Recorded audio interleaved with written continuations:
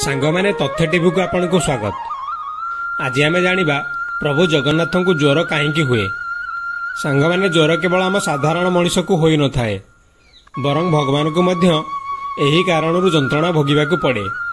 वर्षरे केवल थरे हेउ पछे स्वयं भगवान मध्य एहार शिकार हुअंती। हाँ सांगमाने, आपण जानी आश्चर्य हेउथिबे निश्चय, किंतु एहा सत। प्रभु जगन्नाथ स्वामी जी समग्र विश्व को रोगरू मुक्त करती, से निजे प्रतिवर्ष ज्येष्ठ मासर स्नान पूर्णिमा दिन असुस्थ होई पड़ती। से मध्य निजर भक्त मानक परी असुस्थ हुअंती एवं प्रभु जगन्नाथ को चिकित्सा मध्य करा जाए। प्रभु जगन्नाथ स्नान पूर्णिमा दिन ठारू 15 दिन विश्राम करती एवं तांका भक्त मानकु दर्शन दियंती नहीं। एही कारणरू प्रभु जगन्नाथଙ୍କ द्वार एही 15 दिन पई बंद रही थाए। जेतेबेले प्रभु जगन्नाथ सुस्थ हुअंती, सेतेबेले से निज भक्त मानकु भेटिया पई रथरे आसी थांती, जहाकू विश्व प्रसिद्ध रथयात्रा बोली कुहा जाए। आपण माने भाबुथिबे जे प्रभु जगन्नाथंकर पुणी देह खराब हुए, ताहा पुणी 15 दिन जाए। सांग माने यहा पछरे एक सुंदर कहानी अछि, चलंतु जानिबा। भगवान श्री जगन्नाथंकर जणे भक्त माधव दास पुरी रे रहुथिले। भक्त माधव दास एकुटिया रहुथिले एवं प्रभु जगन्नाथंकु पूजा करुथिले। सबुदिन से प्रभु जगन्नाथंकर दर्शन मध्य करुथिले। तांकर सांसारिक जीवन सहित कौनसी संपर्क नथिला, किंबा कहा सहित तांकर किछि संपर्क मध्य नथिला।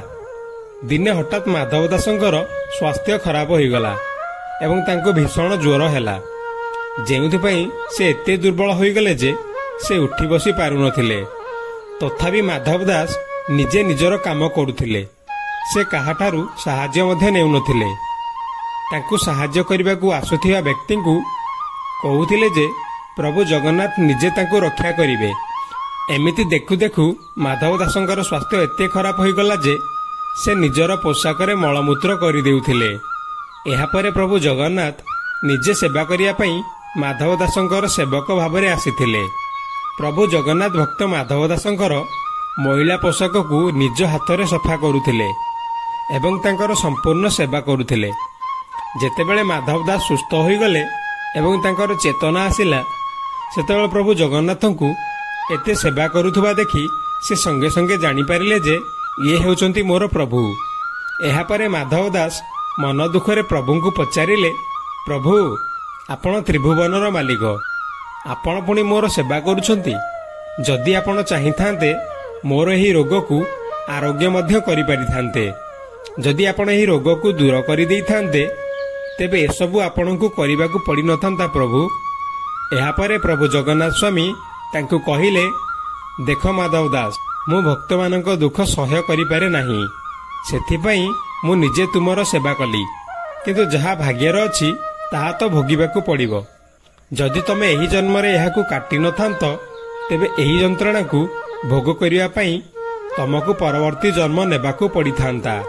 किंतु मु चाहे नहीं जे मोर भक्त माने छोट कारण हेतु पुनर्बार जन्म ग्रहण करंतु, सेथिपई मु तुमर सेवा कली। किंतु जदि तुमे एहा कहूच, तेबे मु मो भक्तंक कथा मध्य केबे एड़ाई पारिबी नाही।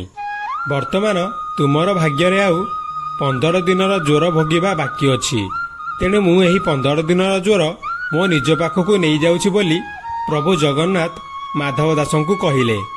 एहीपरि भाबरे प्रभु जगन्नाथ भक्त माधव दासंक ठारू 15 दिनर सेही ज्वर नहीं जाइथिले। सेबेठारू प्रभु जगन्नाथ एही 15 दिन पई ज्वररे पड़ंती एवं असुस्थ रुहंती। सेबेठारू एहा आजि पर्यंत वर्ष वर्ष धरी चली आसुछि। प्रभु जगन्नाथ वर्षकू थरे स्नान करंती, जहाकू आमे स्नान यात्रा बोली कहि थाउ। स्नान करिबा परे प्रतिवर्ष प्रभु जगन्नाथ 15 दिन ज्वररे असुस्थ होई पड़ंती एवं मंदिरर कबाट 15 दिन पई बंद रही थाए एवं एही दिनरे प्रभुंक रोषेई घर मध्य बंद रही थाए। सांगमाने तथ्यटी भल लागिले चैनल को सब्सक्राइब करने को जमारू भूलिबे नहीं। धन्यवाद।